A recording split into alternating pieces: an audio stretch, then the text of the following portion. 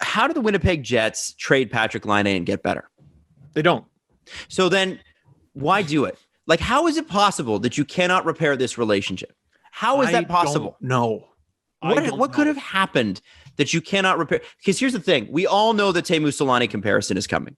And we all know Patrik Laine is here. Well, as soon as he's traded, the circle completes. This is the kind second he scored a hat trick against the Leafs in 2016, Adam.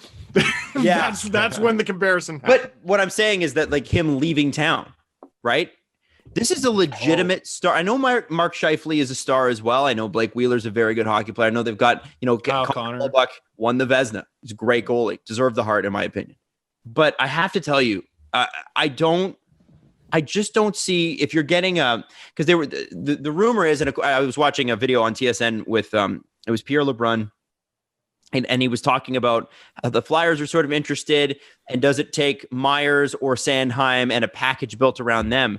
And I'm thinking, nothing against Sandheim, he's a great player, but like when you look back through the annals of Jets history, is Travis Sandheim going to be the guy plus that you're going to get, that you're going to want for Patrik Laine? And then Kevin Cheveldayoff's made good trades in the past. There's no question about that. But I don't know how this benefits the team to not have him there. Can you not? I mean, he had a great relationship with Paul Stastny.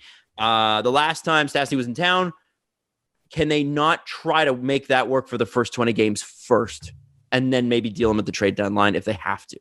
Like, I would hang on for one more year, no matter how miserable it makes both sides. I mean, okay, let's say he's difficult, which I am more than willing to believe. Mm-hmm. Let's say he's a difficult personality to manage. He's 22. Like, at what point is it a little bit your fault that, you're having this difficulty with the 22-year-old who you have difficulty with? You know what I mean? Are we blaming the organization here? At some point, they got to listen. You cannot. There have been trade rumors since his second season, pretty much, right? Mm-hmm. And that's part of the reason he apparently wants out. It's not that he wanted out to begin with. It's that he's been involved in so many trade rumors that he's like, are we committing to this or not? Because fans not like the Jets adore this man. Adore him. No, the Jets have been good while he's been there. Jets have been good. So what's the problem? The problem is there's obviously a wear and tear emotionally. In terms of on the ice, what's the matter? I'm seeing evolution in him as a player. He's a little bit better defensively. He's a better playmaker than we've seen. He's still got the goal-scoring touch. You put him with the right fit. Oh, gross. If I was him, I don't know. I don't know why he would necessarily be stuck on the idea of playing with Mark Scheifele, because he wants to play top power play minutes, and he wants to play with the best center on the team. And if this is a guy that could score 50 goals, well, forgive me for this. And Scheifele shoots it, though. Scheifele does shoot. Jets have shooters. If I'm Laine, no, I want to be the one who shoots. I'm the trigger man. Then Stastny's your guy. Yes, I think you let Scheifele, Kyle Connor, fine. They can go play together. But dude, as long as I'm the one who shoots, I am the one who shoots. I have the touch of God. I have the Midas touch shot. When Laine shoots it, it's terrifying. It always has a chance to go in. I don't understand why he's stuck on playing with Scheifele. And again, like, even if the blame is like 70-30 for Laine, like, this guy is just a difficult pain in the ass. He's such a talent that you gotta fix that. You have such a hard time bringing talent to Winnipeg. Why are you going to get rid of this guy? Can't be that bad. Yeah, I'm struggling with this one as well. I don't see how they win. I don't see how this goes well. Also, the ask. We want a second line center and a top four defenseman. And a top four defenseman. Like, the Matthews comparison is over. No. Yeah, I think the Leafs need to get a second line center and a top four D for Matthews. What the? No, they're not the same. There are levels, and they're not on the same one. But I don't understand. I don't understand why this isn't fixable. I don't. I'm not sure either. I'm having a tough time with it, but I don't get it. I hope that they start to see. I hope that they come together, because you know what would suck? It really blows for the city of Winnipeg It really does. And this is he's the fan favorite there. He's one of the all the kids have Laine jerseys. Keep the guy in town. Keep him there. Figure it out.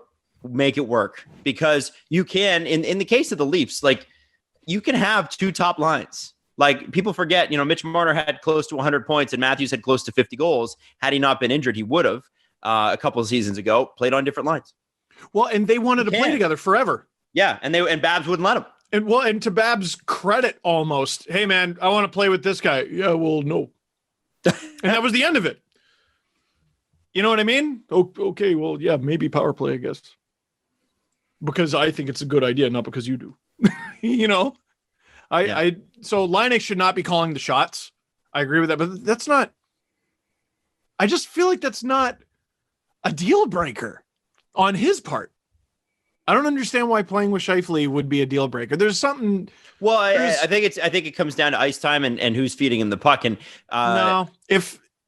yes, you are right, Adam. But whenever the conversation becomes this absurd, it's something that we don't know. Right. Okay. So what is it that we don't know? And people are automatically going to go video games. No, I said don't know. Let me add to the Islanders. Good. I've got a list of the top RFAs still available. And like I said, deals like Mike Hoffman and Travis Hamonic and these other guys that are still available are being held up by 2 things. There's arbitration, and then there's just RFAs themselves. Barzal and the Islanders have not come to a deal yet. On March 21st, Lou Lamoriello sent a message to any GM thinking of floating an offer sheet Barzal's way. He said, "It is not our intention to allow it to get to that point, but should that happen, the answer is yes, they would match." Please actually try to offer sheet. It's nothing against the Islanders. Just try to offer sheet someone from Lou Lamoriello's team. I think it's very funny. Per Empire Sports, Lamoriello is looking to lock up Barzal in the neighborhood of $7.5 million a season. Barzal's camp naturally would like a higher figure. If he were to sign an offer sheet of $10.9 million or more, the compensation of the Islanders would be 4 first-round picks. Highly unlikely. I don't know. What team could actually even afford to do that at this point? I have very bad news for anyone cheering against the Islanders here. And I have very bad news for Mat Barzal. Lou's winning this one. Yeah, he is. Where are you going? Who has the picks? Who has the cap space? Who has the money? You're lucky he's offering you that much. Apparently that's more than I thought. The Rangers have $10 million. Not bad. Yeah, but there's something. Wouldn't that be hilarious? Who are their RFAs? Just totally. Let me find out. They signed D'Angelo, I think. Yeah. Strome and Lemieux, Brendan Lemieux and Ryan Strome, and Ryan Lindgren, and Igor Shesterkin still needs a contract. That's about $10 million. They're screwed. They're screwed maybe next year or something like that because they have even more RFAs. But if you have a chance to get Mat Barzal, you move someone. Yeah. But just looking what was the compensation, Adam? Well, if it's $10.9 million or over, it's 4 first-round picks. And I obviously we know that probably isn't going to happen. But I love the idea of the New York Rangers swooping in and eating the Islanders' lunch. And it doesn't matter. You could, if you're the Rangers at this point, you've got Lafreniere, you got Panarin, you've got 2 great young goaltenders. Yeah. You've moved on from Henrik Lundqvist.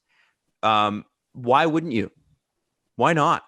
So why not? Either way, the Islanders are either right up against the cap or over it, signing Barzal, or you've got a good team with Mat Barzal on it. And yeah, you gave up your first round picks, but this is a good New York Rangers team now. At this point, it's sort of what are you going to do with those first round picks? Maybe draft a Mat Barzal 20th, 30th overall.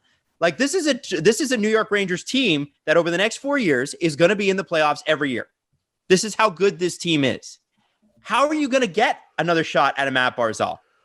And draft him and have him ready in the window that you are opening right now. The Rangers are going to be in the playoffs, guys. Barzal with Kreider, Barzal with Panarin, playing behind or ahead of Zibanejad. And man, that's pretty good. Imagine this. New York versus New York. Barzal's wearing a Rangers jersey. You thought Tavares got booed? Oh, yeah. Oh, yeah. Adam, you brought up something that I hadn't even thought of. What's that? the idea of Barzal signing an offer sheet and going to the Rangers, and I have never thought about it until this very moment, and all of a sudden I need it more than I need to breathe. And you know what? It's not gonna happen. Not gonna happen. Another Not even team close. If I were now, a lot of these teams are probably struggling a little bit with just cap issues, but like even the Buffalo Sabres, like assuming you could get the Pagulas on board, they got $13 million in cap space next year. Eichel Barzal, your first. Buffalo, do not. Yeah, don't get rid of your first. Okay, what if you're Nashville and you trade all your firsts anyway, and you've lost Turris, which you wanted to. You've got the cap space. You probably do have an internal budget, but Mat Barzal, and you got Johansson, but Barzal is instantly your number one center. Like that solves the problem. Duchesne is number 2, Johansson's number 3. That's pretty good. Mat Barzal's out there if you really want to do that. You're mentioning these teams. But the list of UFAs that I was just looking at, is that not more intriguing than spending the money on Mat Barzal? Is it not? Well, who do you have that's a center? A center? Yeah, the best center is tough. Up the middle's tough. Up the middle is tough. But would you rather not spend it on a couple wingers? Like the top center that's maybe available is Sam Reinhart. Right. Is he? He had 50 points last year. Don't sleep on Sam Reinhart. Is he RFA or UFA? Couldn't be UFA. Oh, he's RFA. Never mind. Oh, okay. But a guy like sorry. even Buffalo's not that irresponsible. Jesus. Yeah. Derek Brassard, Carl Soderberg, Soderberg's interesting. Eric Halla, Galchenyuk. Halla's interesting. Halla's interesting. Yeah, they're interesting. But you are okay. So you have the chance to have a guy that's your franchise center for the next 10 years, or you can sign Eric Halla. I'm trading the 4 first-round picks. I'm doing it. And I'll tell you why. You will not get, especially, to me, the Rangers are perfect for this. Nashville might be if Pecorino has a good year. If you got the opportunity to get a number 1 center for just 4 first-round picks, then use the next offseason to sign your Eric Hallas and your Derek Brassards to build around him. You don't have the money. You could it all away. No, but Jesse, have you considered fun? That's the thing. If you're anti-Adam's idea, you're anti-fun. And Steve, what do you always say about the Magic Box? Well, do I have the great player who's already great? Or do I have this player? I might even draft a player as good as the player that I already have. Yeah, I think that was Family Guy, not me. But yeah. But all the same. Yeah. It's that same. You might even draft a Mat Barzal in there. Rangers, go for it. I would. At the very least, you're screwing the Islanders. It'd be great for the beginning and end of Lou Lamoriello's career to be a massive offer sheet.